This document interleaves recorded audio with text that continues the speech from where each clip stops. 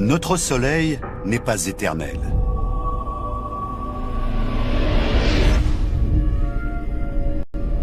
D'ici quelques milliards d'années, il va se transformer. Il va grossir pour devenir une géante rouge énorme qui engloutira la Terre. À cette date, l'humanité aura disparu depuis bien longtemps. Mais que verrions-nous si ces événements se déroulaient maintenant? À quoi ressemblerait notre planète si nous étions encore là pour l'observer?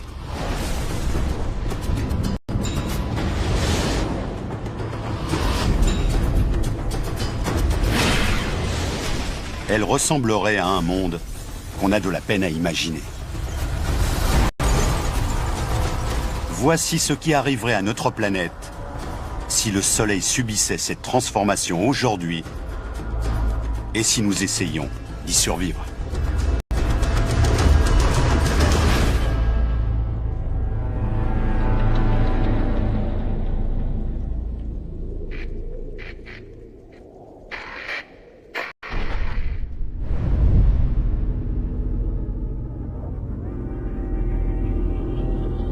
L'étoile la plus proche de nous est une grosse boule de gaz rougeoyante de plus d'1,3 million de diamètre. Elle est si vaste qu'on pourrait faire tenir à l'intérieur 1 million de planètes Terre. Pourtant, sa taille n'est qu'une de ses caractéristiques étonnantes.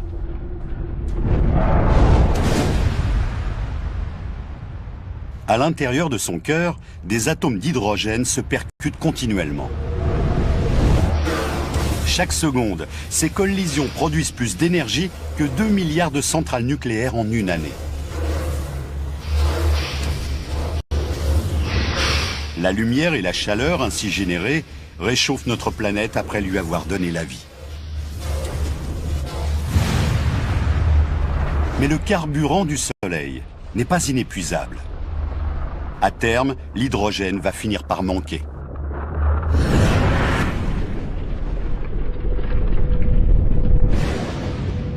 Nous ne serons plus là pour assister à cet événement, car il se produira d'ici plusieurs milliards d'années. Mais, et si nous étions encore là? Si la Terre d'aujourd'hui, avec ses villes et ses habitants, devait faire face à un vieillissement accéléré de l'astre? Si nous pouvions faire un bond de plusieurs milliards d'années dans l'avenir, que verrions-nous? Et combien de temps survivrions-nous?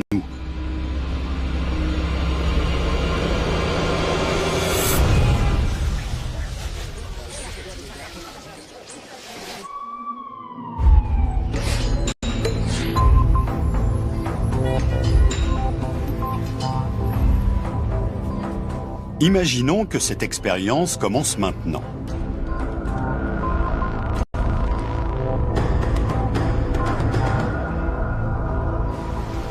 C'est un matin d'été comme un autre, si ce n'est que pendant la nuit, le Soleil a vieilli de plusieurs millions d'années.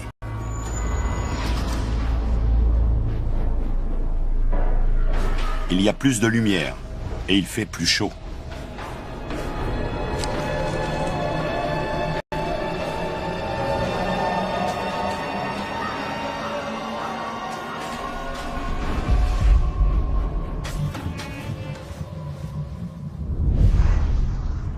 Même de près, rien n'a l'air d'avoir changé. Pourtant, le Soleil produit bien plus d'énergie.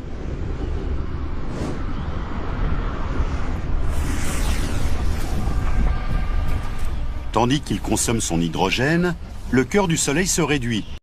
Et au fur et à mesure, il se comprime.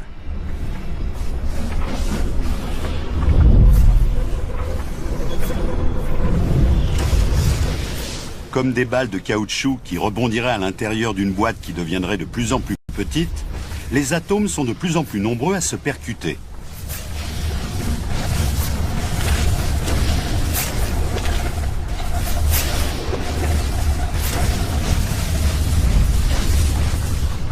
Le Soleil dégage donc plus d'énergie et la Terre s'échauffe.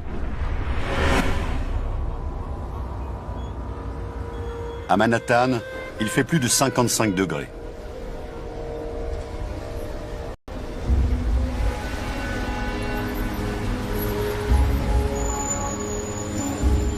la température moyenne sur notre planète a augmenté de 20 degrés.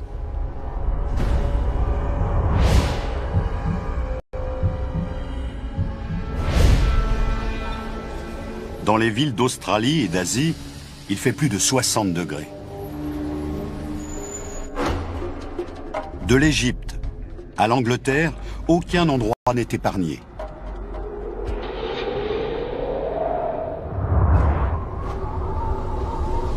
Même dans les endroits les plus froids, il fait bien plus doux qu'à l'accoutumée.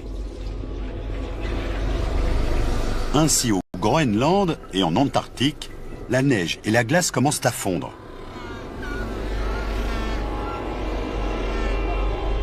Et les changements qui ont lieu ici vont toucher le monde entier.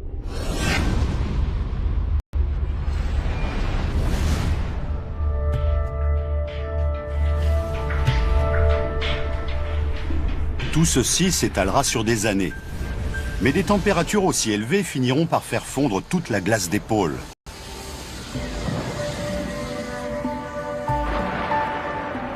Les immenses calottes glaciaires d'Antarctique et du Groenland se dissoudront dans la mer. Et le niveau des océans montera d'une 60aine de mètres.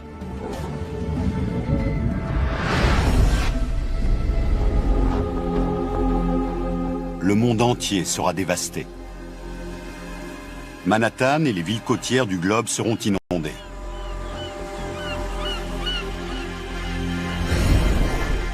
San Francisco, Los Angeles ou encore Miami, comme une bonne partie de la Floride, seront engloutis.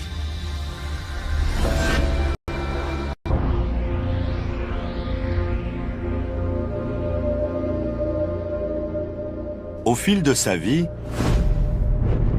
notre Soleil va consommer tout son hydrogène. C'est ainsi qu'il fonctionne. Cela fait partie de son cycle de vie qui s'étale sur plusieurs milliards d'années. Au cours de notre expérience, nous ne faisons qu'accélérer les choses pour voir quels effets la mort de cet astre aura sur la planète bleue. Et du jour au lendemain, le Soleil a encore vieilli de 5000 ans. La température est toujours 20 degrés au-dessus des normales saisonnières. Si certains endroits comme Manhattan ont été noyés, d'autres subissent des métamorphoses différentes. Ainsi, des bambous et des hautes herbes supplantent chênes verts et autres érables. Si de telles conditions se maintiennent, des villes comme Chicago et Toronto seront envahies par la végétation qu'on trouve aujourd'hui dans le sud-est asiatique. À travers toute la planète, le climat change radicalement. Vu la chaleur, l'eau s'évapore plus vite que jamais par le passé. Des quantités immenses sont aspirées dans le ciel.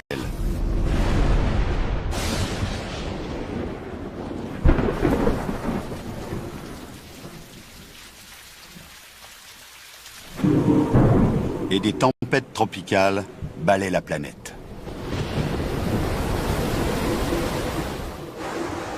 Paradoxalement, cette grande quantité d'eau précipite la mort de certaines plantes.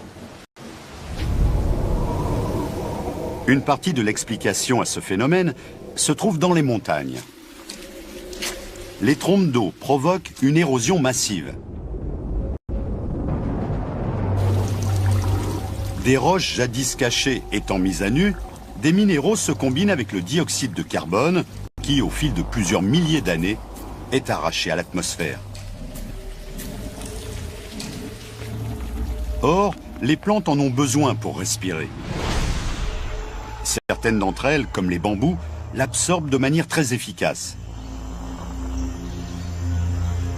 Dans un monde devenu plus chaud, elles ne peuvent donc que s'épanouir un peu partout.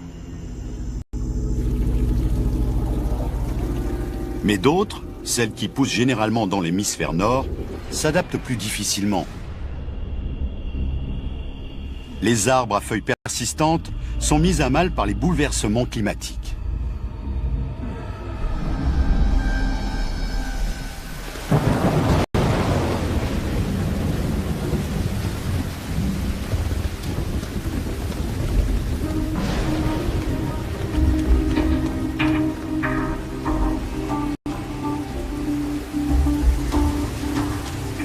Cette pluie qui modifie la physionomie de la planète devrait nous rafraîchir.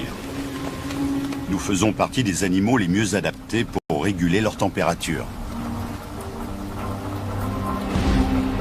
L'eau nous permet en effet d'évacuer une partie de la chaleur en l'arrachant littéralement à notre corps. Mais dans une atmosphère humide et par 55 degrés, il nous est difficile de nous débarrasser de notre sueur.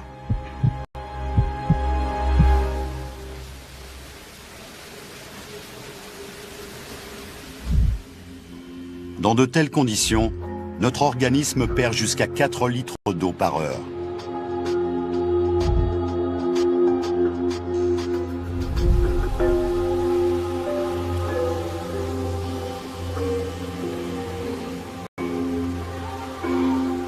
Nous atteignons la limite de notre endurance. Et la température ne baisse toujours pas. Qui plus est, le béton et l'acier de nos grandes métropoles concentrent la chaleur. Il fait jusqu'à 4 degrés de plus en ville qu'à la campagne.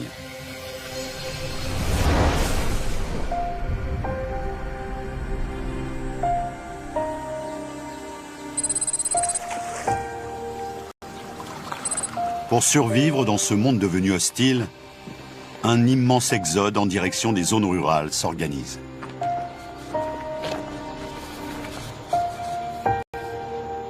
Jadis, un verger poussait là qui permettait aux États-Unis de récolter quelques 5 millions de mètres cubes de pommes chaque année. Mais comme la plupart des autres plantes de l'hémisphère nord, les pommiers résistent mal au nouveau climat. Il fait tout simplement trop chaud pour qu'ils puissent pousser.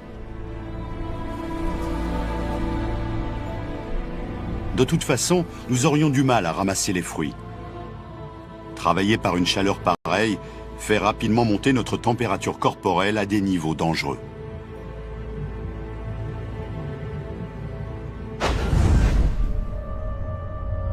Le soleil poursuit inexorablement la transformation qui doit faire de lui une géante rouge.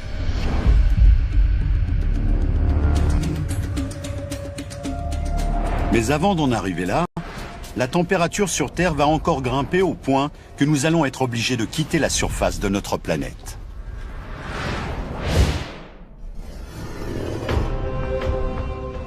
Dans notre expérience, le Soleil est alors presque aux 2/3 de sa vie, ce qui n'arrivera en réalité pas avant 3 milliards d'années.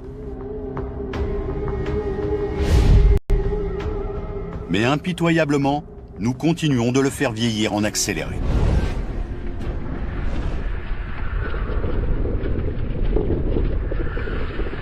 Jusqu'alors, le principal élément du cœur du Soleil, c'était l'hydrogène. Mais il y en a de moins en moins. L'astre est en train de durcir. Au fur et à mesure que la quantité d'hydrogène diminue, les couches extérieures du Soleil exercent une pression de plus en plus forte qui oblige ce qui reste de ce gaz à fusionner de plus en plus rapidement. Et ce cercle vicieux ne s'achèvera qu'avec la mort du Soleil.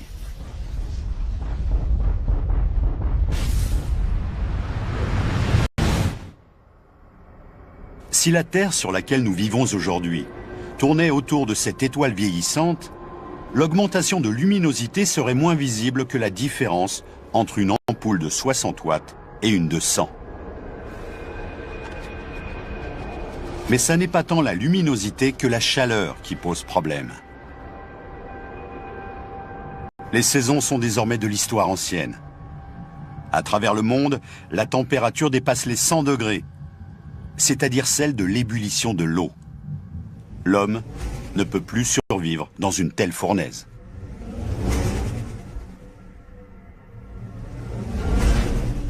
Le liquide qui recouvre nos yeux s'évaporerait trop vite et la cécité nous menacerait.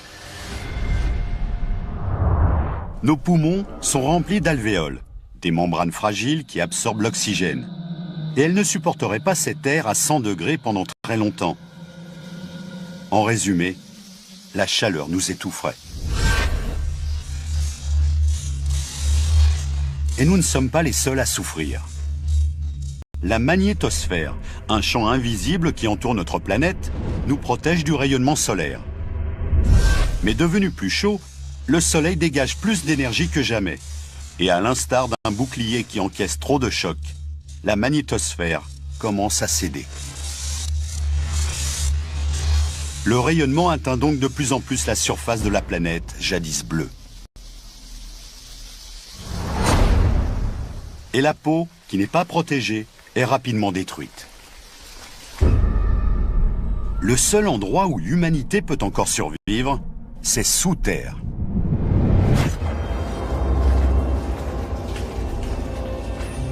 Là, ce qui reste de la population est protégé des ultraviolets destructeurs et de la chaleur terrible qui frappe la surface. Mais pas question de descendre trop en profondeur, car la température augmente de plus de 8 degrés à chaque fois qu'on s'enfonce de 300 mètres. Nous voici donc prisonniers entre le souffle mortel de notre étoile et la chaleur infernale du centre de notre planète.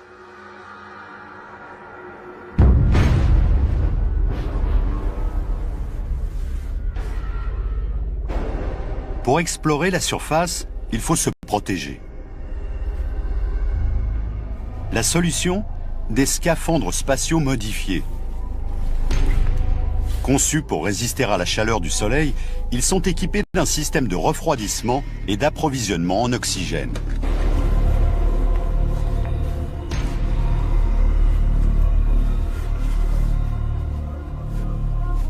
Et ils sont blancs pour réfléchir une partie de la chaleur accablante.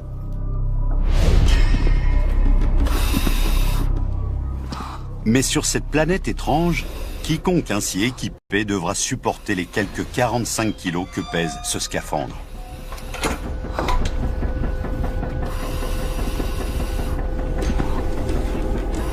C'est le seul moyen de survivre en surface où la température n'en finit plus de monter.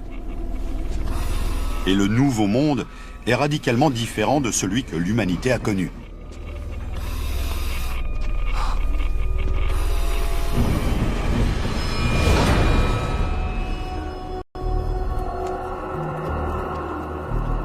Il fait plus de 150 degrés. Les villes sont dévastées par la chaleur, totalement cuites.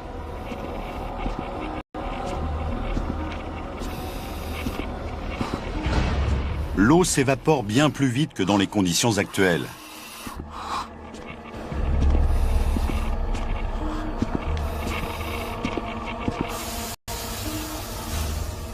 Le niveau des mers autour du globe commence à baisser.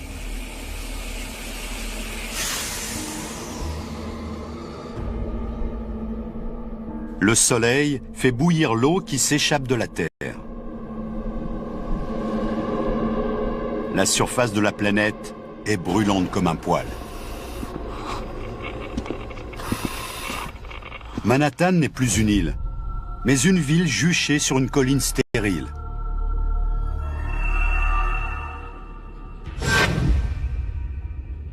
Les canyons de béton et d'acier construits par l'homme au fil des siècles sont déserts.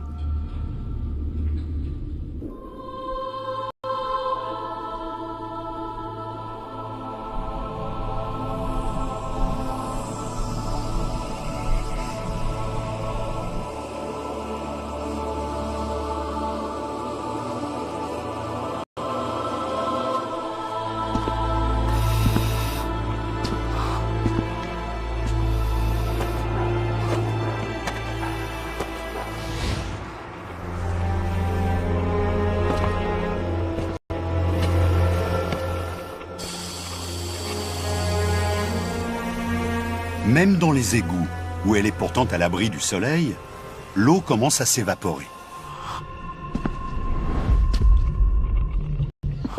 Les portes se bloquent à cause de la dilatation du métal.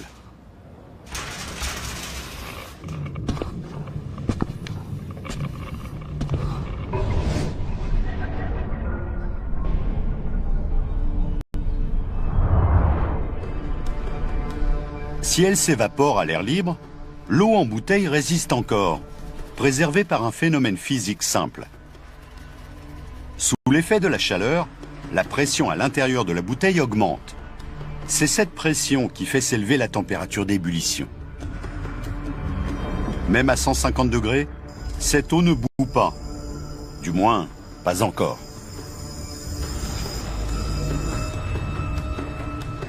Il en va différemment pour les canettes de soda et de boissons gazeuses. Une chaleur incroyable s'emmagasine à l'intérieur. Ce faisant, le CO2, le gaz qui donne le pétillant, est expulsé du liquide. Ensuite, il se dilate et la pression finit par être la plus forte.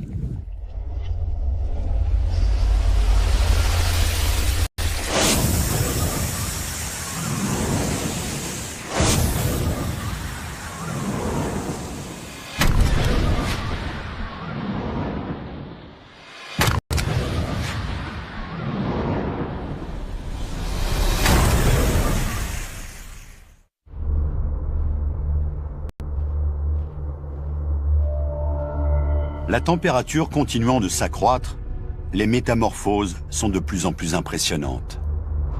Dans le monde entier, le littoral ne ressemble plus à celui que nous connaissons. Une quantité d'eau de mer de plus en plus importante disparaît. La moitié de l'océan Pacifique, le plus profond de la planète, s'évapore. Et cette eau est chaude. En surface, la température moyenne des océans avoisinait autrefois les 17 degrés. Elle est désormais en augmentation rapide. Même les créatures rustiques, comme les cafards, ne supportent plus la chaleur. Ils n'ont pas de poumons et ils peuvent survivre des semaines sans manger, mais dès qu'ils s'aventurent au soleil, ils sont condamnés.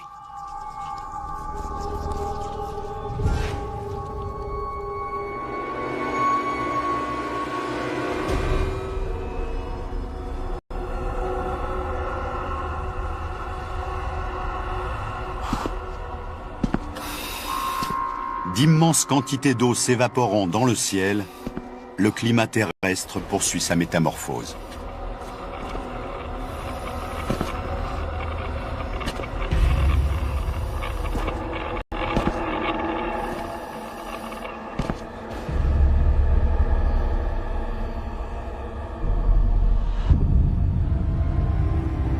Sous l'effet de la condensation, les nuages sont de plus en plus élevés.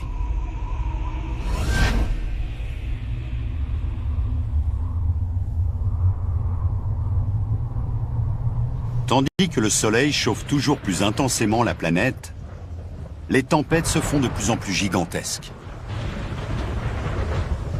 Elles mesurent plusieurs centaines de kilomètres de diamètre et ravagent la Terre. Si la température continue son escalade, l'air va devenir trop chaud pour que les gouttes tombent à la surface. Elles s'évaporeront avant même de l'atteindre. Pour l'heure, ces nuages immenses réfléchissent une partie de la chaleur, même si ça ne suffit pas à stopper la hausse de la température.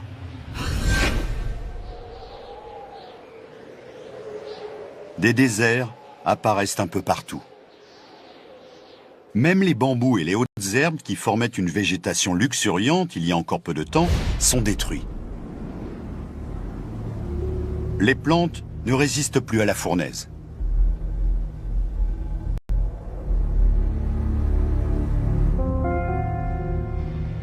Et la disparition de la vie végétale aggrave encore les conditions apocalyptiques qui règnent en surface.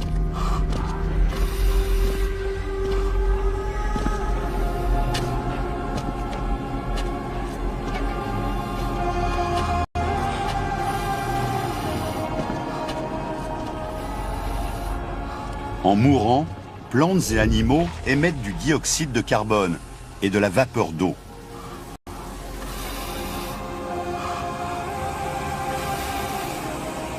Ces deux gaz font partie de notre thermostat actuel.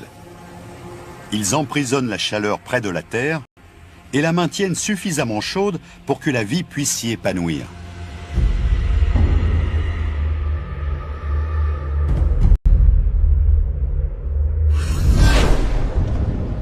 Mais la putréfaction rapide de la faune et de la flore, ajoutée à l'évaporation de l'eau, provoque un effet de serre gigantesque.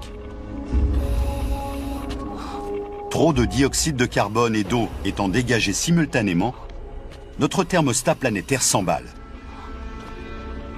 Il fait plus de 150 degrés en surface et la température continue de grimper.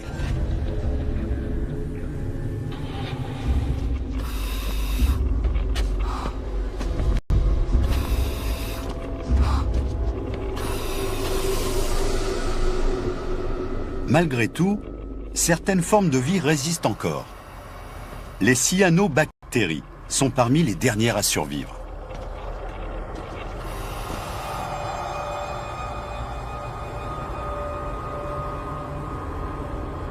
Même dans un tel environnement, ces algues colorées continuent d'absorber le dioxyde de carbone contenu dans l'eau et de produire de l'oxygène.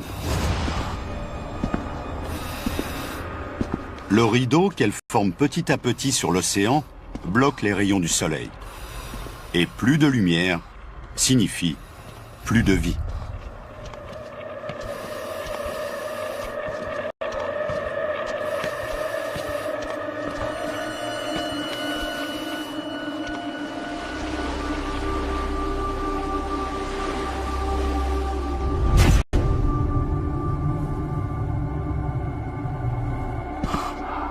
Dans ce monde agité par les tempêtes et où l'humanité perdure tant bien que mal, un des éléments clés de la vie est en passe de disparaître.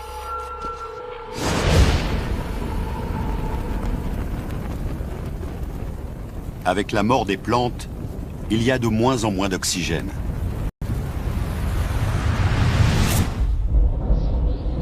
Les quantités phénoménales de vapeur d'eau abaissent elles aussi la concentration de ce gaz.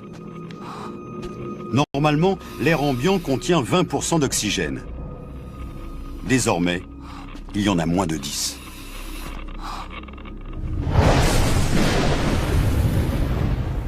C'est insuffisant pour permettre à l'homme de respirer, mais aussi pour entretenir la combustion. Si les éclairs déchirent toujours les cieux, le feu, lui, ne brûle plus. Même quand ils sont foudroyés, les bâtiments ne risquent rien.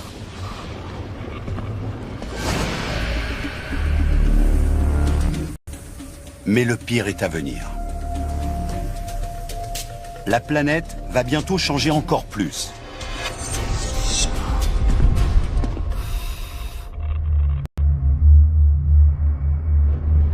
Notre Soleil, lui, poursuit son inéluctable déclin.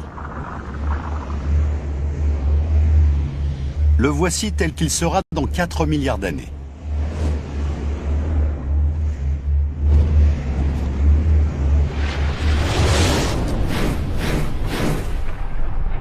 L'hydrogène, qui subsiste encore dans son cœur, est soumis à une pression phénoménale exercée par les couches extérieures de l'astre. Des centaines de millions de tonnes de ce gaz fusionnent chaque seconde. Toujours en orbite autour de la vieille étoile, la Terre est devenue méconnaissable. Sur sa surface, la température est de 370 degrés.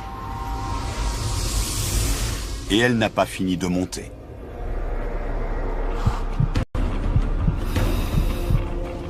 Il fait trop chaud pour que les hommes survivent.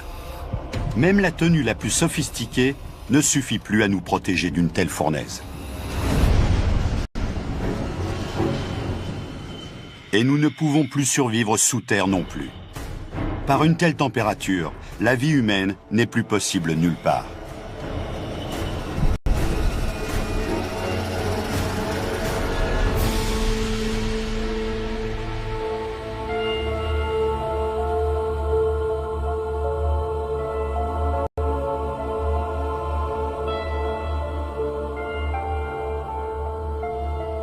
Les ultimes gouttes d'eau finissent de s'évaporer.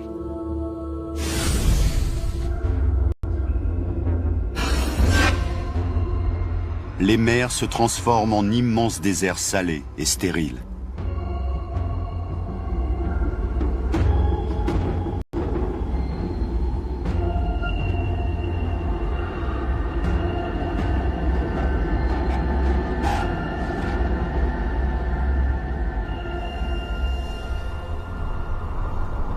Avec la vaporisation des océans, la Terre se retrouve sous des nuages qui réfléchissent les rayons du Soleil, mais sans la refroidir pour autant. Tout comme lors des nuits d'été nuageuses, qui sont plus chaudes que les nuits claires, la chaleur est prisonnière de cette enveloppe gazeuse. Et la chaleur est loin d'être le seul problème.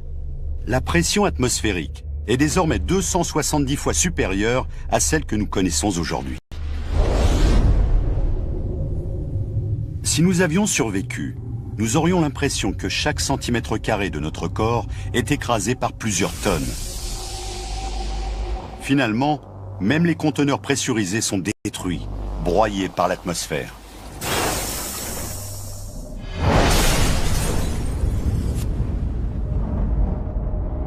Mais même les liquides très volatiles, comme le propane et l'essence, ne brûlent toujours pas, par manque d'oxygène.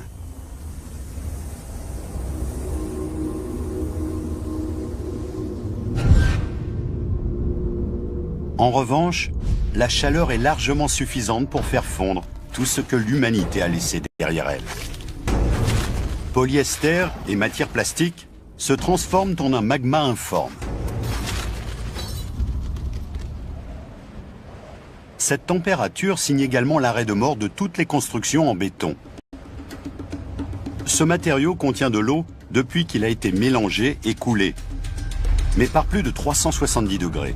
Cette dernière s'évapore en explosant, faisant du béton une matière friable.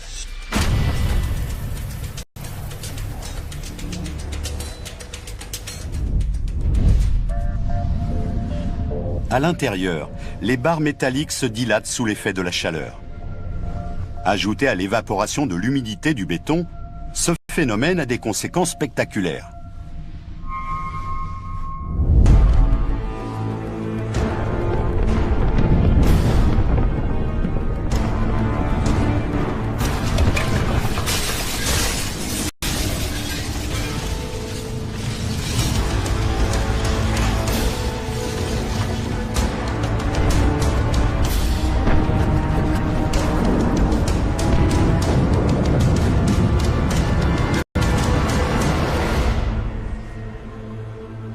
Certains monuments antiques résistent mieux à la fournaise. Même 370 degrés ne suffisent pas à abîmer le calcaire des pyramides d'Égypte. Quant aux monolithes en grès de Stonehenge, ils ne sont pas non plus près de fondre, si tant est qu'ils soient encore debout.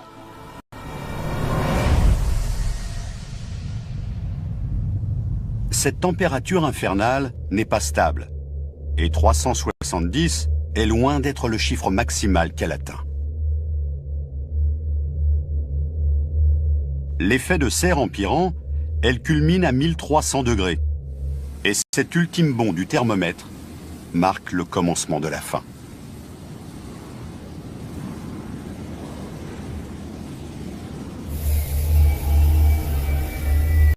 Tandis que la température crève les plafonds, de plus en plus d'eau sous forme de vapeur s'échappe de l'atmosphère pour se perdre dans l'espace.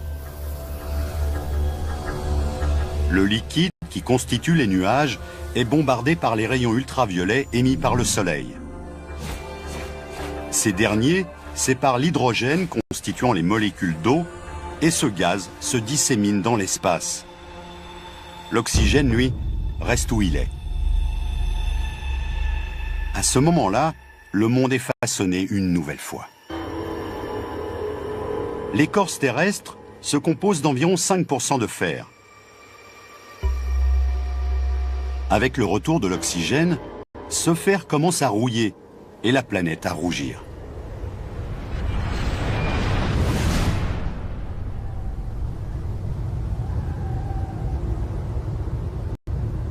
Le taux d'oxygène augmentant, la température met en branle un cycle mortel.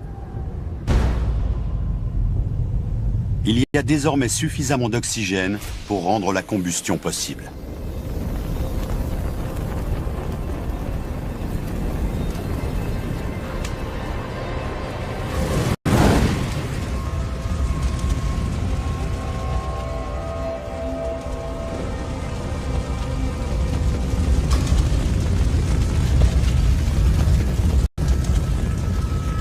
Le peu qui subsistait encore est la proie des flammes.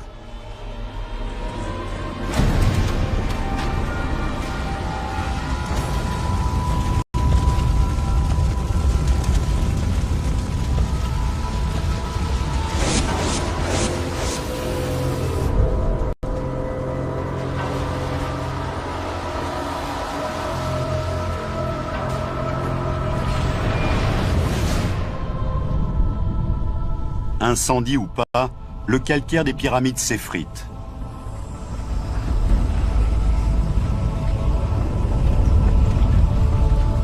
Et le grès de Stonehenge fond. La chaleur devenant insoutenable, les derniers vestiges de l'humanité retournent au néant.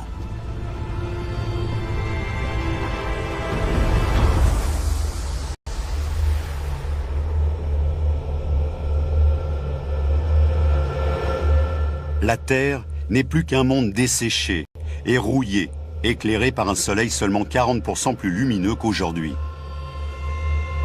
Ce qui reste de notre planète est ravagé par le feu.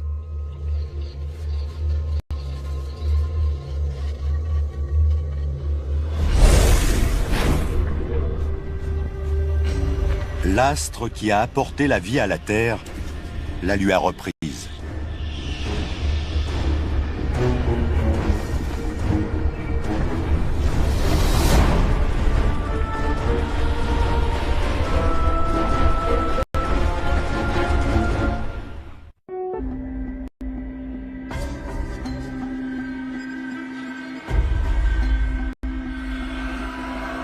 Voici à quoi ressemblera notre bonne vieille Terre dans plusieurs milliards d'années, au crépuscule de la vie du Soleil.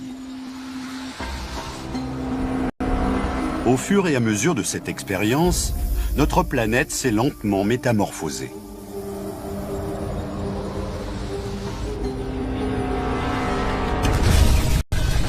Nos villes ont disparu.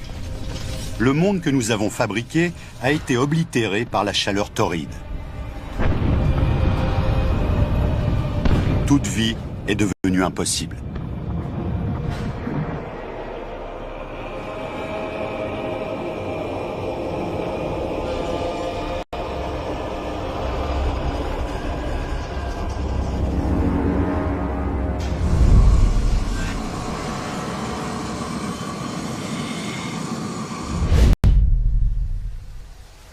Le Soleil a désormais 6 milliards d'années de plus qu'aujourd'hui. L'heure a sonné, non seulement pour la vie sur Terre, mais pour la Terre elle-même.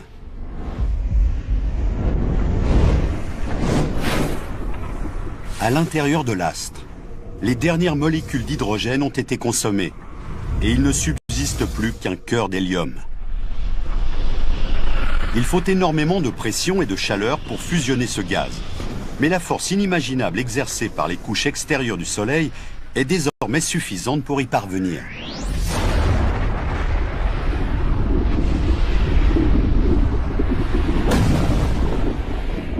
Ce cataclysme expulse des morceaux d'étoiles dans la galaxie.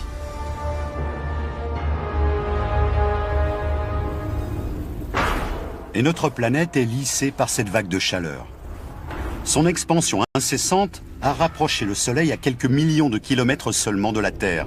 Et il a déjà avalé Vénus et Mercure.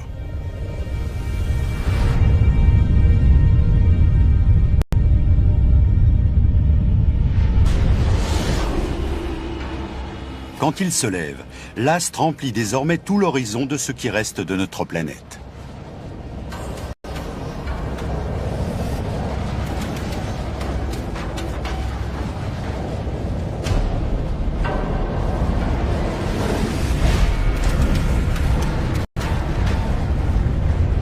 Il est alors plus de 200 fois plus gros qu'aujourd'hui.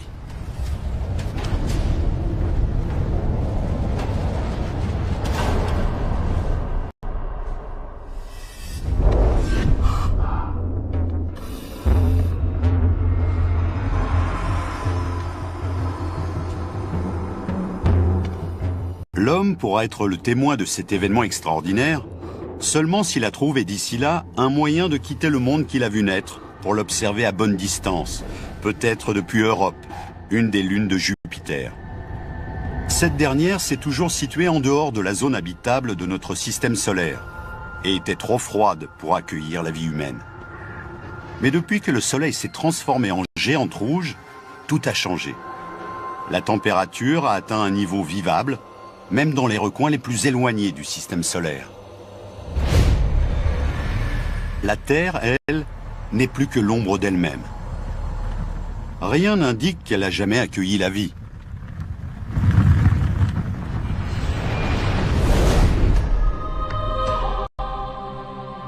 Dernier acte. La proximité du Soleil commence à ralentir la course de la planète sur son orbite. La Terre se transforme en boule de feu qui se consume comme une météorite.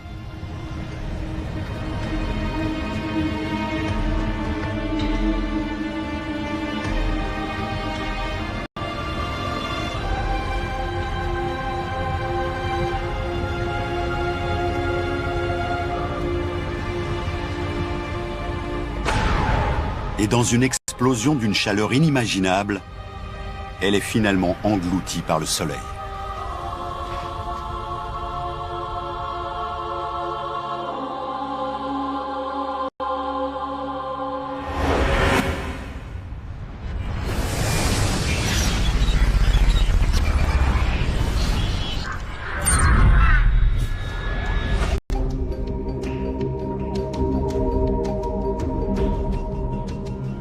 Tout ceci n'était qu'une expérience. Pourtant, au fur et à mesure qu'il va vieillir, notre Soleil va devenir plus gros et plus chaud. Et il se transformera bel et bien en une géante rouge qui transformera notre système solaire.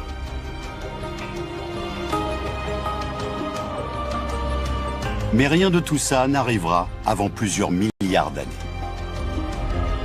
Cependant, aujourd'hui déjà, notre vie et celle de notre planète sont en équilibre précaire.